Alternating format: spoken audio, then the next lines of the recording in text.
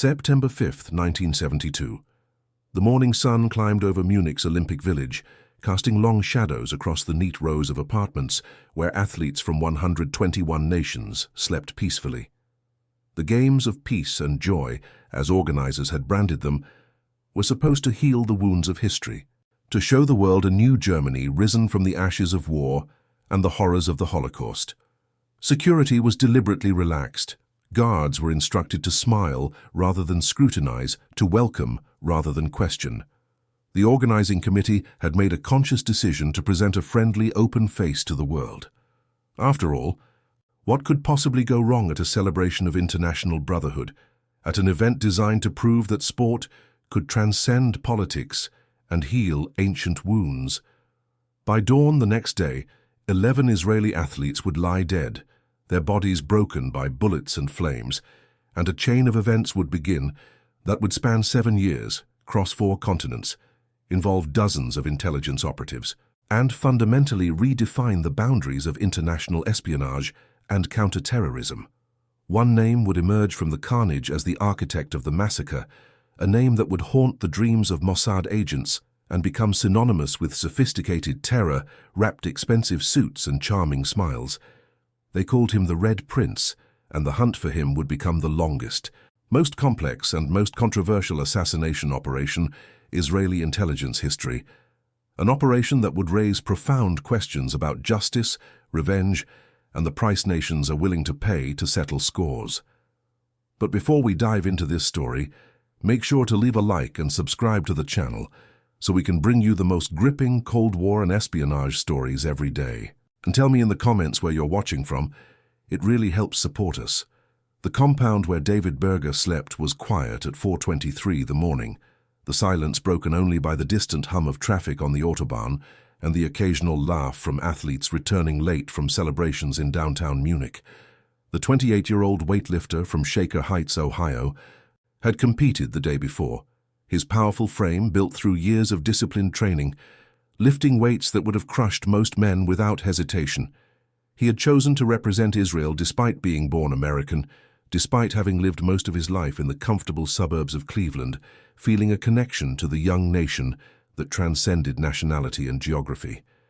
His roommate, Zeev Friedman, a 28-year-old weightlifter from the Soviet Union who had immigrated to Israel only 2 years earlier, snored softly in the next bed, his dreams perhaps filled with thoughts of the competition ahead. Outside their window, the September night was warm and still, the air carrying the faint scent of cut grass from the Olympic Stadium nearby.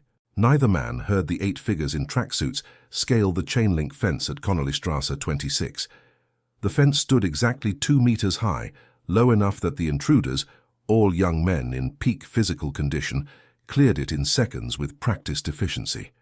They carried duffel bags that clinked softly with each movement, a sound that should have raised alarms but went unnoticed in the sleeping village. Inside those bags were Kalashnikov rifles still slick with preservative oil, hand grenades with their pins taped secure, and enough ammunition to hold off a small army for hours. The group moved with military precision, each man knowing his role, each man having rehearsed his movements until they became automatic. The leader of the group moved with practiced efficiency that spoke of professional military training rather than amateur enthusiasm. His name was Lutif Afif, though he used the code name Isa, and he had spent 3 months planning this operation down to the smallest detail, studying maps of the Olympic Village, memorizing the layouts of the Israeli apartments, timing the movements of security patrols that were more decorative than functional. He was 33 years old, born in Nazareth before his family fled during the 1948 war, and he carried within him a rage. But Afif was not the architect, merely the instrument. The true mastermind sat 3,000 kilometers away in Beirut, sipping Turkish coffee and waiting for a phone call that would announce his masterpiece to the world. Ali Hassan Salameh was 31 years old and already a legend in certain circles, spoken of with admiration by militants and with concern by intelligence officers who understood what his particular combination of intelligence, charm and ruthlessness could accomplish. Born in Kula, north of Jaffa, he was the son of Hassan Salameh, a commander of considerable reputation who had died fighting Israeli forces in 1948 when Ali was only 6 years old. The young Ali had grown up on stories of his father's heroism, tales of bravery and sacrifice that shaped him like water-shaped stone over centuries. By 1972, through a combination of intelligence, political acumen, and calculated violence, he had risen to become Chief of Operations for Force 17, the elite unit that served as personal security for Yasser Arafat and conducted the Palestinian Liberation Organization's most sensitive and controversial operations. But Salameh was profoundly different from the typical militant that populated the refugee camps and training bases of the Palestinian resistance. He wore Italian suits tailored on Via Condotti in Rome, Swiss watches worth more than most Palestinians earned in a year, and shoes handmade in London by craftsmen whose client list included European aristocrats and Arab oil ministers. He drove a white Mercedes sedan with leather upholstery and a powerful engine. He maintained a luxury apartment in Beirut's fashionable Hamra district. He spoke fluent English. He moved easily among European intelligence officers at diplomatic receptions, charming them. Lebanese society women called him charming and invited him to their salons. Intelligence officers from multiple nations called him dangerous, but could not help finding him fascinating. His own people called him Al-Amir al-Ahmar, the Red Prince, though the origin of the nickname remained disputed among those who knew him. Some said it was for his red hair. Others insisted it referred to his leftist politics and connections to Soviet intelligence services. Still others whispered it was for the blood he had already spilled in service of the Palestinian cause, blood that stained his hands no matter how many times he washed them in expensive cologne. What made Salameh particularly dangerous? What elevated him above the dozens of other militants who dreamed of spectacular attacks? Was not his willingness to use violence, but his sophisticated understanding of how to employ it for maximum effect. While other militants threw rocks at Israeli soldiers or planted crude bombs that often killed more Arabs than Israelis, Salameh thought in terms of global media coverage, psychological impact, geopolitical leverage, and the careful orchestration of terror as theater. He understood, perhaps better than anyone else in the Palestinian movement, that a single dramatic operation, properly planned and executed, could accomplish more than 1,000 small attacks, that the world paid attention to spectacle rather than substance, that television cameras could turn 8 men with rifles into a force that could bring nations to their knees. Munich was his concept, his carefully crafted design, his gift to history or his curse upon it depending on your perspective. He had selected the target with care, understanding that attacking Israeli athletes at the Olympics in Germany would carry symbolic weight that transcended the immediate casualties.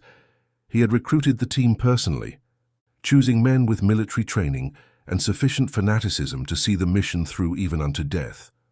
He had planned the logistics, arranging for weapons to be smuggled into Munich weeks in advance, hidden in false-bottomed suitcases and hollowed-out cameras.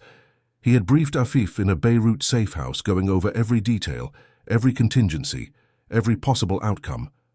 And now he waited, smoking expensive cigarettes and watching the clock, knowing that within hours his name would be known to intelligence services worldwide.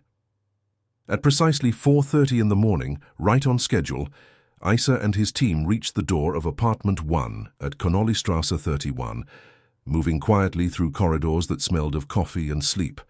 Wrestling referee Josef Gutfreund, unable to sleep due to excitement about the day's matches, was making tea in a small electric kettle, the water just beginning to steam when he heard the scratching at the lock. The sound was subtle, almost innocent, the kind of sound that could have been anything in an apartment building full of people. But something in Gutfreund's gut, some animal instinct preserved from ancestors who had spent centuries learning to sense danger, told him this was wrong. The massive man, weighing over 130 kilograms, his bulk the product of decades of wrestling and weights, moved to the door with surprising speed and saw armed men in the corridor through the peephole, their faces grim with determination. Without hesitation, without pausing to consider his own safety, he threw his considerable weight against the door and screamed a warning that echoed through the apartment and shattered the morning silence like breaking glass.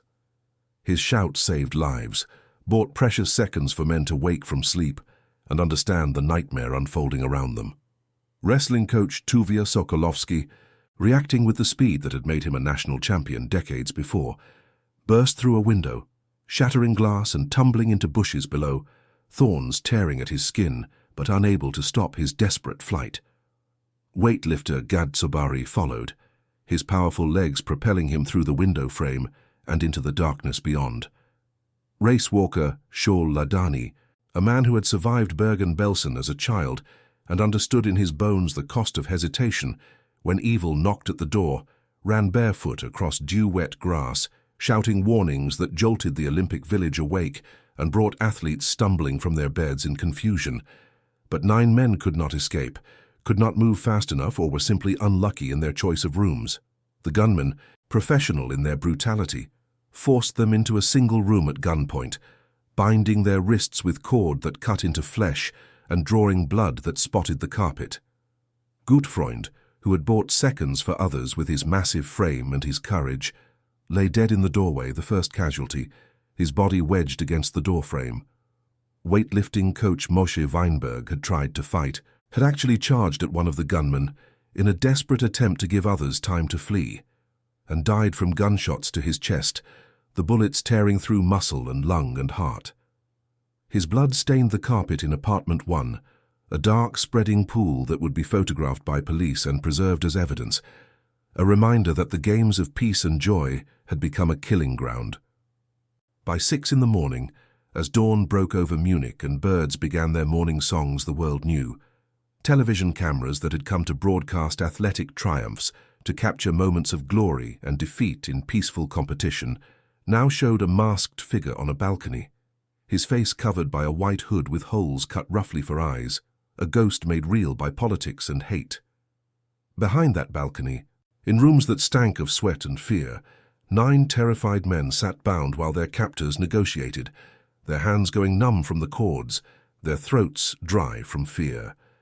The demands were simple and impossible. Israel must release 234 prisoners, militants captured in raids and attacks, men and women whom Israel considered terrorists and whom Palestinians considered freedom fighters. The deadline was firm and arbitrary, 9 o'clock that morning, giving negotiators barely 3 hours to accomplish what would normally take weeks.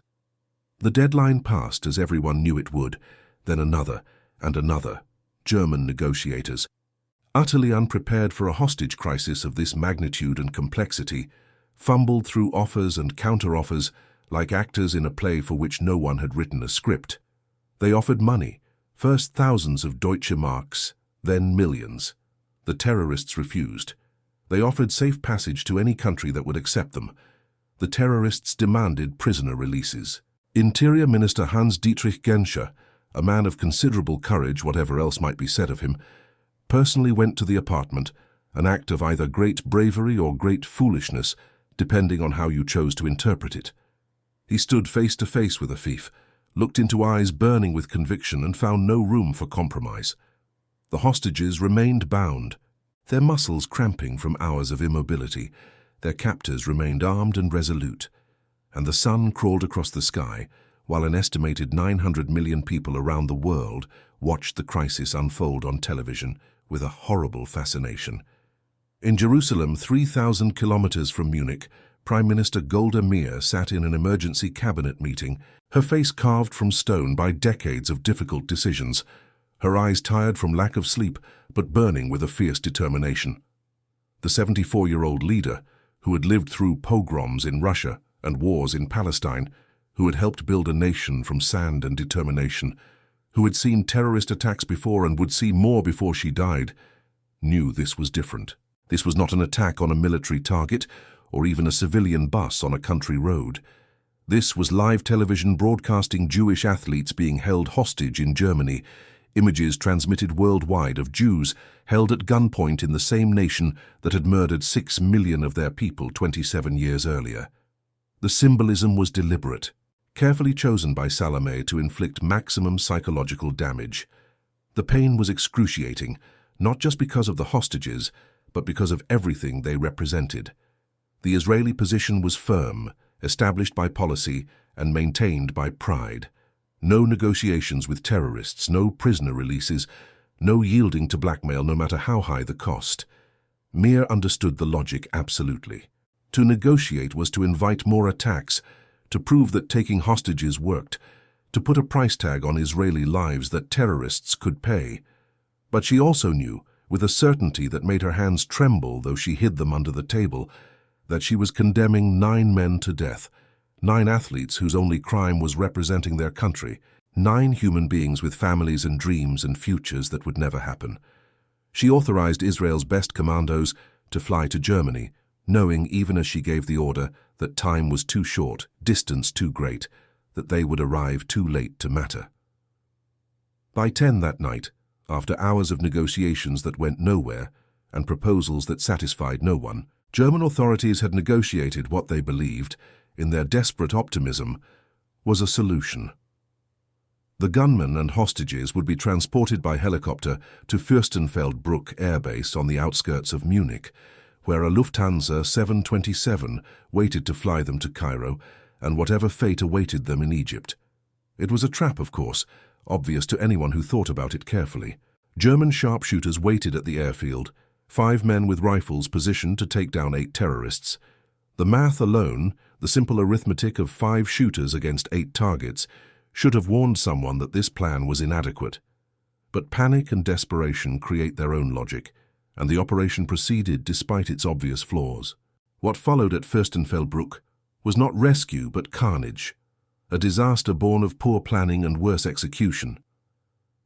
The helicopters carrying the terrorists and their bound hostages landed at 10:30, their rotors kicking up dust that glowed in the floodlights.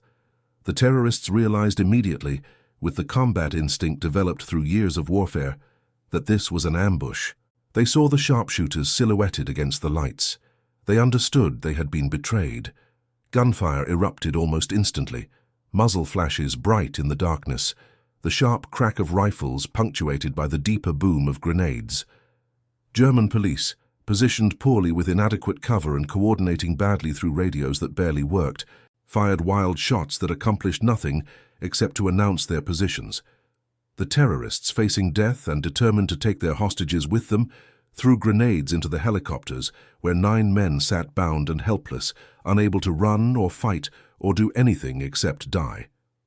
By midnight, when the shooting finally stopped and the smoke cleared, and medics began the grim work of counting bodies, all 9 remaining hostages were dead, burned beyond easy recognition or torn apart by explosives. 5 of the 8 terrorists were dead, their bodies sprawled on the tarmac. 3 were captured wounded but alive. 1 German police officer was dead. The operation that would later be called the Munich massacre had claimed 11 Israeli lives, shattered forever the illusion that the Olympics existed apart from politics, and announced to the world that a new era of international terrorism had begun. In Beirut, in his luxury apartment with its view of the Mediterranean, Ali Hassan Salameh received the news of the hostages' deaths with satisfaction rather than regret. He had not expected them to survive. He had never intended for them to survive. The operation's goal was not prisoner release, which he had always known Israel would never grant. The goal was global attention, spectacular violence broadcast to every nation with television, a demonstration that Palestinians could strike anywhere at any time. And in that measure, by that calculus of terror, the operation had succeeded beyond his wildest dreams. An estimated 900 million people, nearly a quarter of humanity, had watched the crisis unfold. The Palestinian cause, previously ignored by much of the world or relegated to back pages, was now front-page news in every major newspaper. World leaders were forced to acknowledge the conflict's existence and consider its implications. Salameh had achieved with 8 men and a few weapons what armies of militants had failed to accomplish with years of conventional attacks. But Salameh, for all his sophistication and intelligence, made one critical miscalculation. He assumed Israel would respond as it always had, with airstrikes against training camps and military raids into Lebanon, violence that could be propagandized and spun, attacks that killed militants but also civilians, and thus could be used to generate sympathy. He did not anticipate, could not imagine in his calculations that Golda Meir would authorize something different, something patient and personal and utterly implacable, something that would hunt him across continents and through years. 3 days after Munich, on September 8, 1972, Mayer convened a meeting so secret that no minutes were kept, no notes recorded, no official record created that could later be subpoenaed or leaked. The attendees were few. Herself, Defense Minister Moshe Dayan, a warrior politician missing an eye from old battles, Mossad Director Zvi Zamir, who had been at Fürstenfeldbruck and seen the massacre firsthand, and the head of Mossad's operations wing, a man known only by his code name, Mike. The discussion was brief, the language clear, the decision unanimous, and made with full understanding of its implications. Every person involved in planning or executing the Munich massacre would be hunted down and killed. No matter how long it took, no matter where they hid, no matter what international laws had to be broken or diplomatic relationships damaged. The operation received no official name in that meeting, no designation that could appear in documents or budgets, but Mossad officers would later call it Mivtza Zam Heil, Operation Wrath of God, a name that captured both the biblical righteousness and the cold determination of what they were about to undertake. Mike, whose real name was Mike Harari, left that meeting with a list of names and a blank check.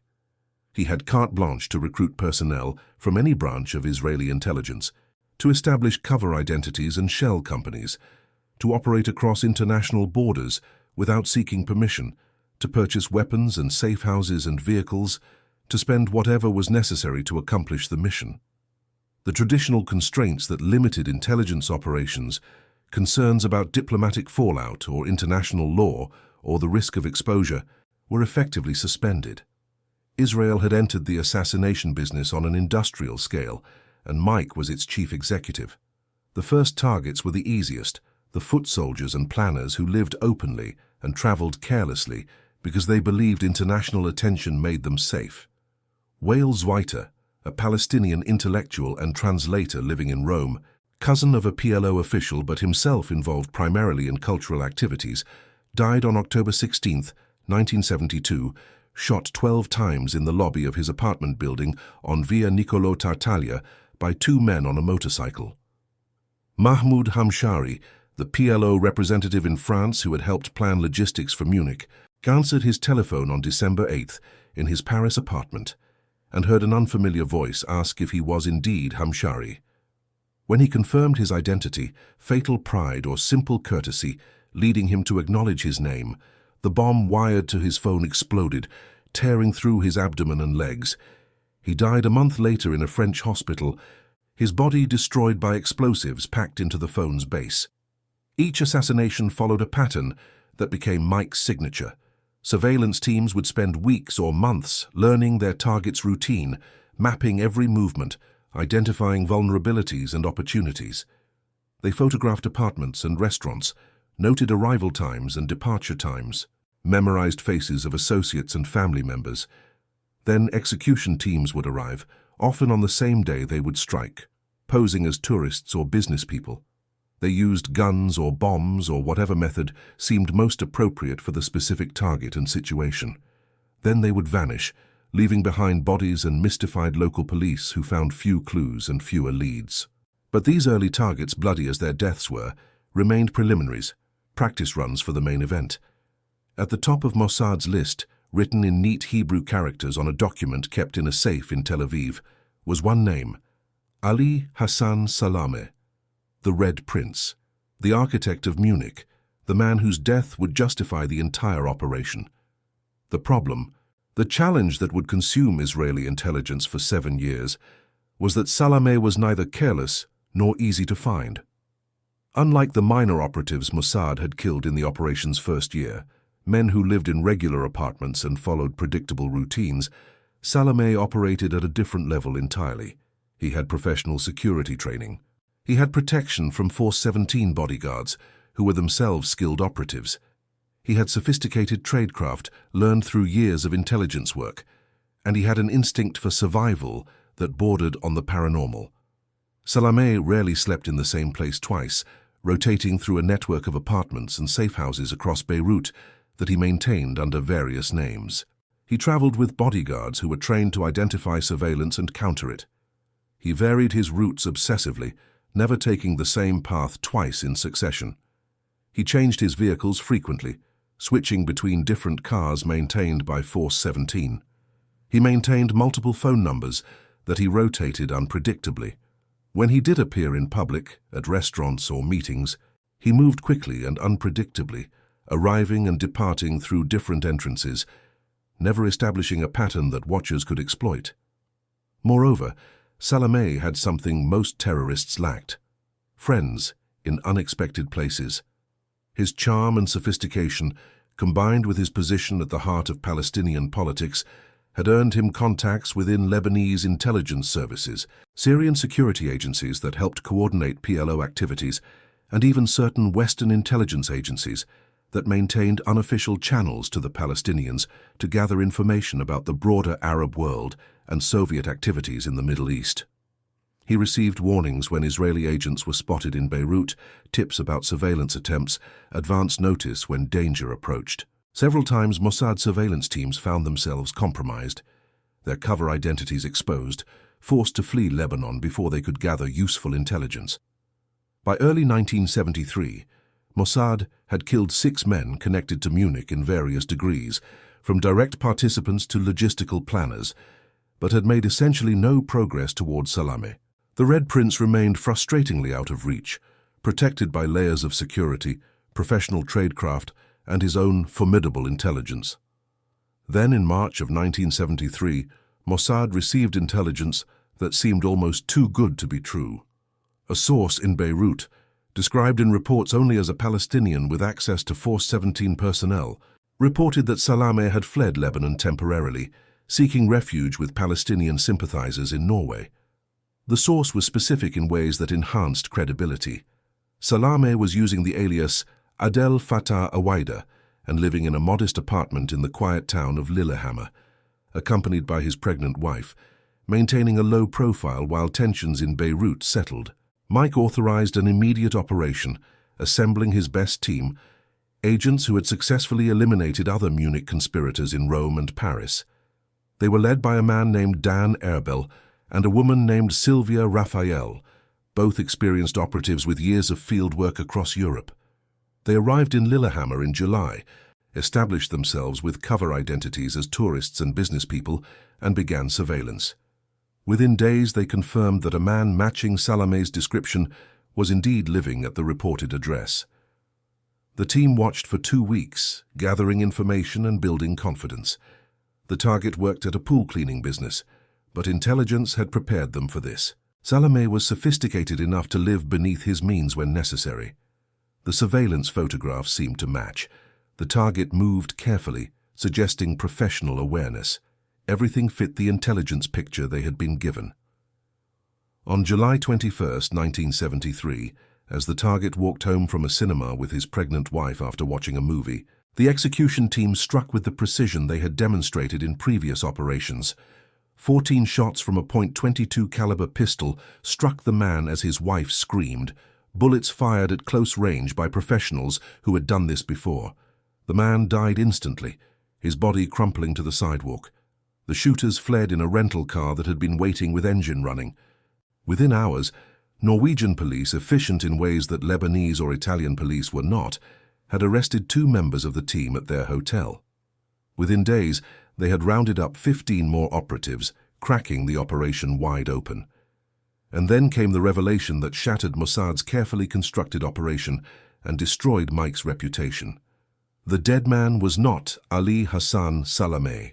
He was Ahmed Bouchiki, a Moroccan waiter working at a restaurant in Lillehammer, a man whose only crime was a superficial resemblance to the Red Prince and the profound misfortune to live in the same town mentioned in what proved to be false intelligence.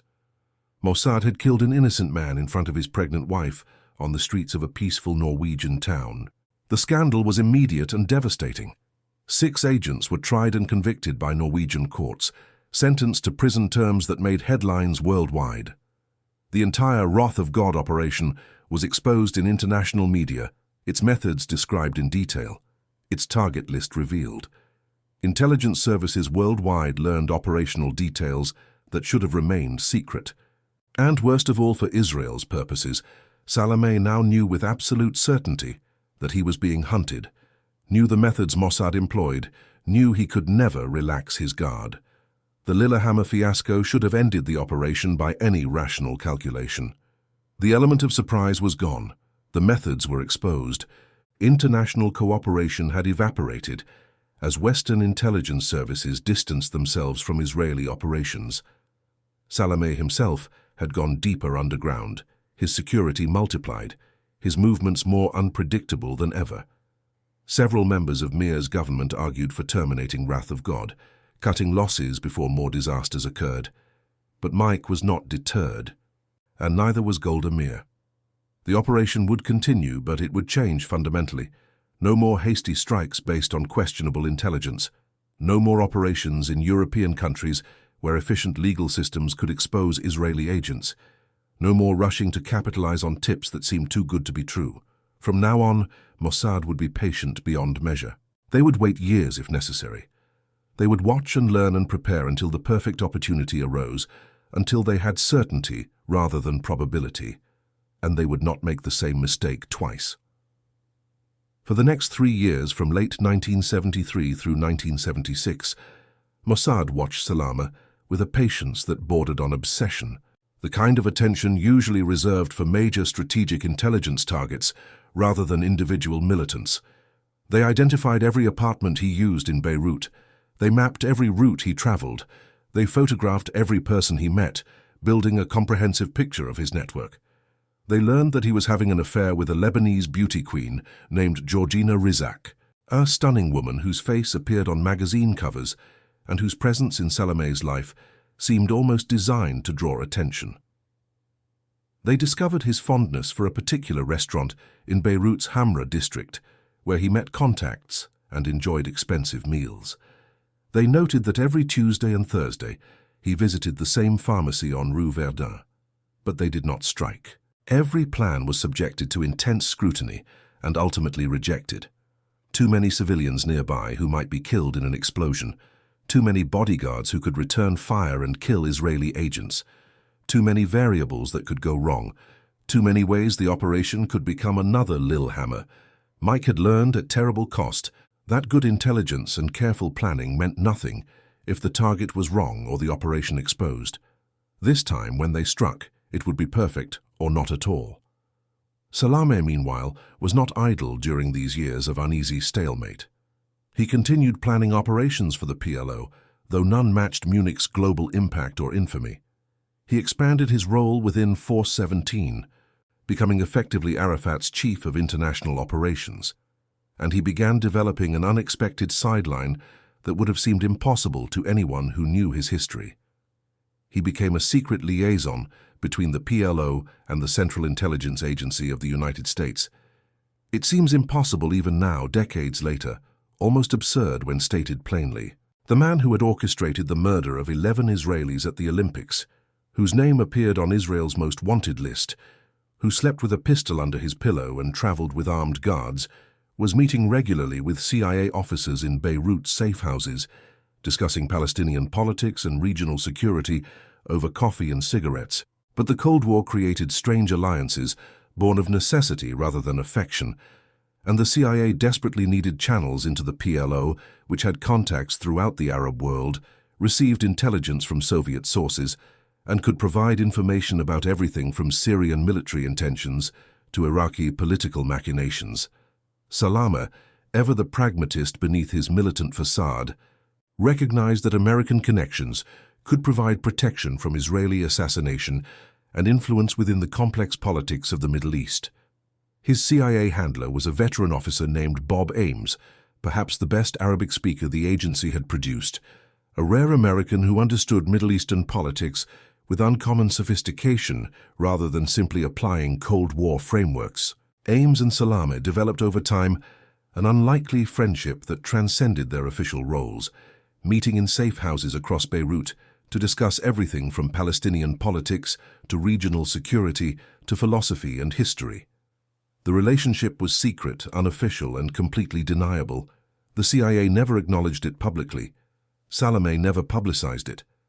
But it existed, carefully maintained on both sides, and it provided the Red Prince with yet another layer of protection beyond his bodyguards and tradecraft.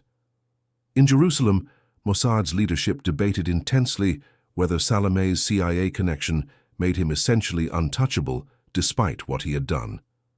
Some argued that killing a CIA asset would destroy intelligence cooperation with America, at precisely the time when Israel desperately needed American support, weapons, and diplomatic cover.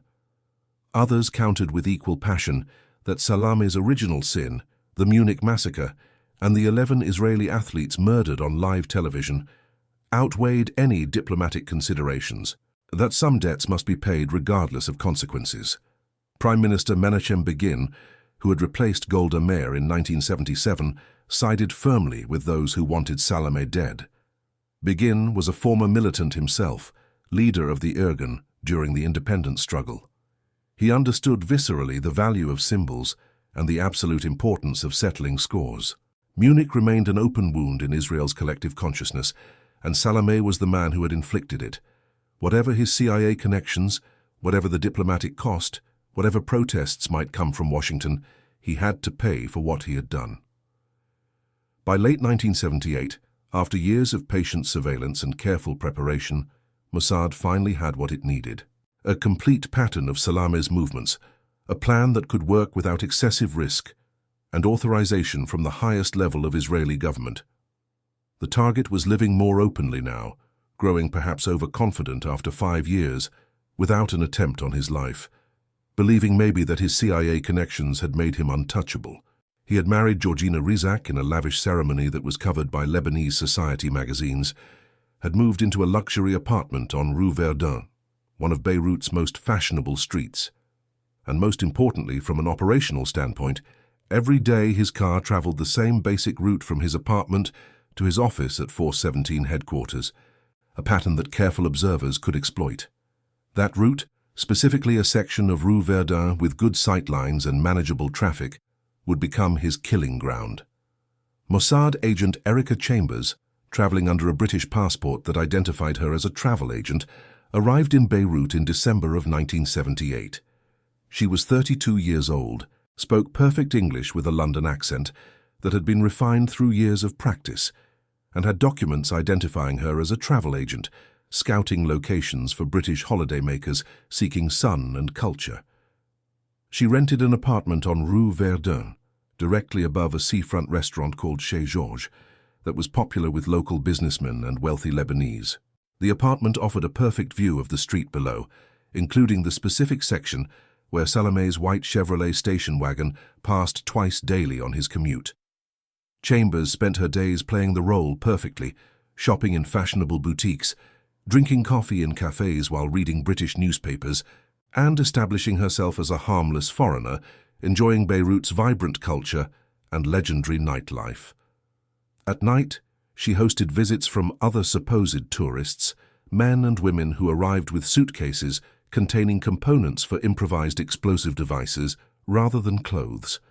The bombs were sophisticated examples of Israeli technical expertise, using Semtex plastic explosive molded into specific shapes, electronic triggers that could be detonated remotely with perfect reliability, and careful calculations about blast radius and force. Each device was small enough to hide inside a parked car, but powerful enough to destroy an armored vehicle and kill everyone inside. The operation required perfect timing, nerves of steel, and extraordinary attention to detail. Chambers and her team had one opportunity to get it right. If they missed, if Salameh survived even wounded, he would disappear forever. His security would multiply beyond penetration, and years of work would be wasted. If they struck but killed too many civilians, the international backlash could damage Israel's relationships throughout Europe and America. If they were caught, the operation would become another Lillehammer with all its attendant humiliation. On January 22, 1979, exactly 7 years and 4 months after the Munich massacre, everything aligned perfectly. Surveillance teams confirmed that Salameh was at his apartment and would be traveling his normal route to 417 headquarters. The bombs were ready, carefully hidden inside a Volkswagen parked along Rue Verdun, at a position that had been selected and tested. The triggerman waited in a rented apartment with a clear view of the street, his finger ready on a button connected to a transmitter. Erica Chambers sat in a cafe sipping Turkish coffee, her heart steady despite knowing that within minutes, the man responsible for Munich would finally pay for his crimes. Her role in this moment the culmination of years of work. At 3:30 in the afternoon, as the sun hung over the Mediterranean and shoppers crowded the sidewalks, Salamé's white Chevrolet station wagon turned onto Rue Verdun. The vehicle moved at moderate speed through traffic, two bodyguards in front scanning for threats with professional attention. Salamé in back seat, reading a document, secure in his bubble of protection. His driver was an experienced operative from Force 17, a man who had received training in defensive driving and threat recognition. But he saw nothing suspicious about the parked Volkswagen, nothing unusual about the street that had become routine through repetition. As the Chevrolet passed the Volkswagen, traveling at approximately 40 kilometers per hour, the triggerman pressed his button with steady hands. The explosion was massive, a column of flame and smoke that rose 30 meters into the afternoon sky, visible from kilometers away. The blast wave shattered windows in buildings 200 meters distant, set off car alarms throughout the neighborhood, and was heard across half of Beirut. The Chevrolet essentially disintegrated, torn apart by explosives that had been placed at precisely calculated distances to maximize destruction. Salamé died instantly, his body destroyed beyond recognition. His 4 bodyguards died instantly, and 4 innocent passers-by, people who had the profound misfortune to be walking on Rue Verdun at precisely 3:30 on that specific afternoon, were killed by the blast or by shrapnel. Erica Chambers walked calmly from the café, mixing with the crowd of shocked onlookers that gathered at a safe distance, her expression showing appropriate horror. Within an hour, she was on a boat heading for Cyprus, her mission complete. Within a day, she was in Tel Aviv, sitting in a secure room debriefing a Mossad officer about the successful completion of Operation Wrath of God's primary objective, answering questions about every detail while other officers verified that the target was indeed Ali Hassan Salamé. The Red Prince was dead, 7 years after Munich, exactly as Golda Meir had ordered in that secret meeting where no notes were taken. The assassination sent shockwaves through multiple intelligence communities across the world.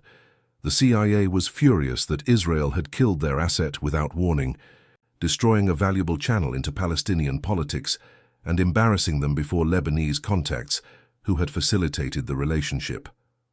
The Lebanese government protested the violation of their sovereignty. The PLO vowed revenge with passionate rhetoric, though their threats rang somewhat hollow, given they had been unable to protect their own chief of operations despite years of warnings.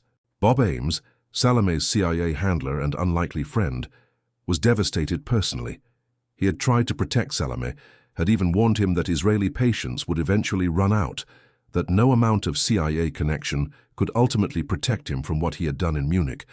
But Salamé had grown complacent, believing his American contacts made him untouchable, believing that enough time had passed, that Israel had moved on to other priorities. 4 years later, in 1983, Ames himself would die in the Beirut embassy bombing, killed by the same forces of violence he had spent his career trying to understand and contain. For Israel, Salamé's death marked the effective end of Operation Wrath of God. Though a few targets from the original list remained alive in various locations, the operation had lasted 7 years, spanned multiple continents, and resulted in the deaths of at least 13 people directly connected to Munich in various degrees, plus the tragic mistake of Ahmed Bouchiki in Lillehammer, and collateral casualties like those killed alongside Salamé in Beirut. The operation had cost millions of dollars, consumed enormous intelligence resources, damaged relationships with European allies, and exposed operational methods that should have remained secret. The operation's morality remained vigorously debated for decades after. Supporters argued that Israel had sent an unmistakable message to terrorists worldwide: attack Israeli civilians, and you will be hunted to the ends of the earth, no matter how long it takes, no matter where you hide, no matter how sophisticated your protection. Critics countered that the assassinations achieved nothing strategic, failed to prevent future terrorism, reduced Israel to the level of the terrorists it opposed, and violated international law and the sovereignty of multiple nations. The Lillehammer disaster particularly haunted the operation's legacy. a reminder that even sophisticated intelligence services make devastating mistakes, that innocent people die when nations decide to fight terror with extrajudicial killing. But for the families of the 11 Israeli athletes murdered in Munich, Salameh's death brought a measure of closure, even if it could not bring healing. David Berger's parents, back in Shaker Heights, learned that the architect of their son's murder had finally faced justice of a sort. Ze'ev Friedman's widow could tell their children that Israel had not forgotten their father, that his death had been avenged. The message sent by Munich, that Jewish athletes could be murdered with impunity on live television, had received an answer delivered with 7 years of patient, remorseless determination.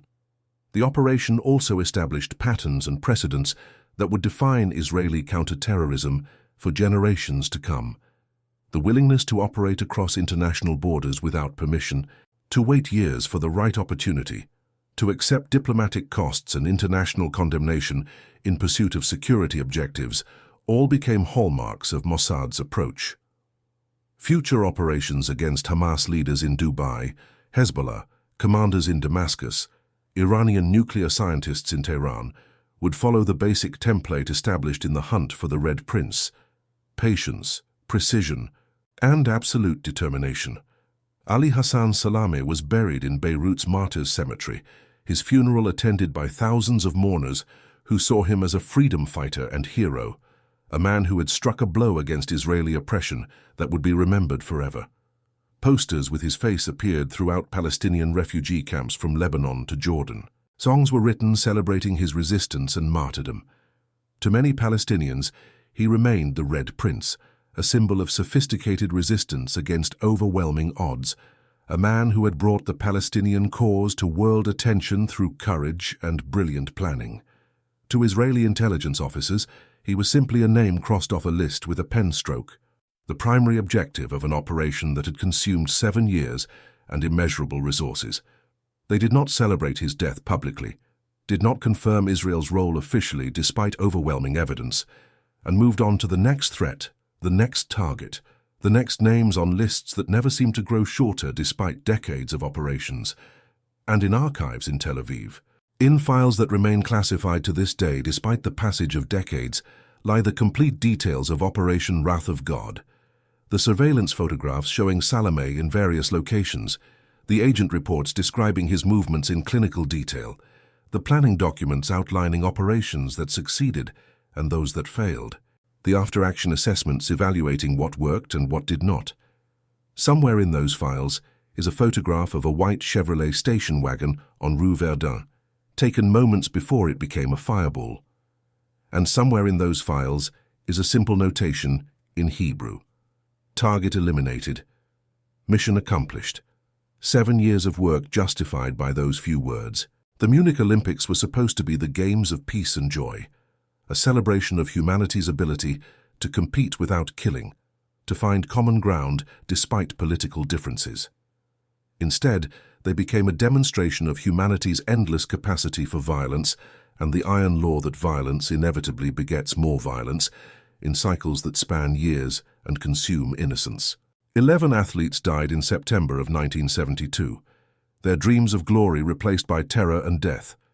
14 more people died in the operations that followed, including an innocent waiter in Norway whose resemblance to a terrorist cost him his life, and innocent passers-by in Beirut who happened to be walking on the wrong street at the wrong moment. And the cycle continued beyond Munich and beyond Salameh, attack and counterattack, each side convinced of their righteousness, each side willing to wait years for revenge. The low fence that Palestinian militants climbed at 4:23 in the morning on September 5, 1972, was meant to symbolize openness and trust between nations. Instead, it became a symbol of vulnerability and the failure of hope over experience. Security at future Olympics would be massive and oppressive, a visible reminder that the world remained divided by hatreds that no amount of athletic achievement could overcome. Athletes would compete behind walls and checkpoints, protected by thousands of security personnel. The games of peace and joy replaced by games of suspicion and fear. But for 7 years, a small group of Israeli intelligence officers worked with singular focus to even the score for Munich. They crossed borders and broke laws. They made devastating mistakes and achieved precision strikes. They waited with patience that bordered on obsession for the perfect moment to eliminate the Red Prince. And in a fireball on a Beirut street on a January afternoon, they finally succeeded in a mission that had defined their professional lives.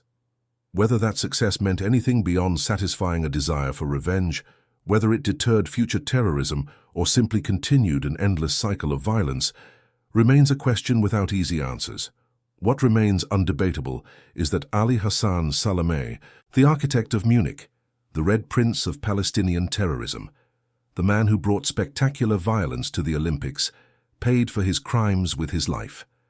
And the hunt that led to that payment demonstrated that certain debts, no matter how long they take to collect, will eventually come due. And that concludes our story.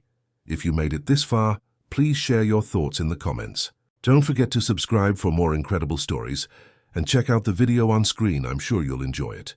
See you next time.